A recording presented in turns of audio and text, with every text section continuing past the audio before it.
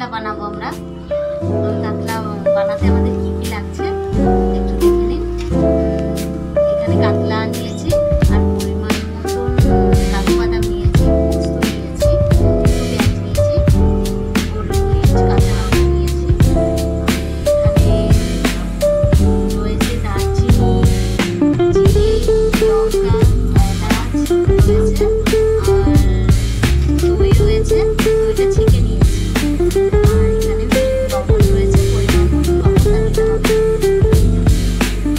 লবণ দিলাম, পরিমাণ মতো লবণ, আর পরিমাণ মতো এটা মাখিয়ে নিলাম।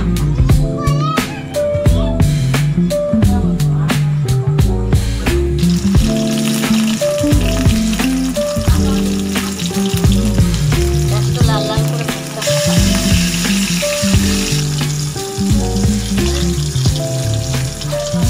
আমাদের হয়ে গেছে লাল লাল করে।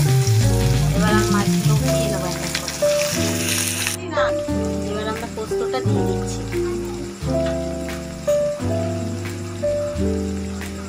পোস্তটা একটু মাখিয়ে নেবো।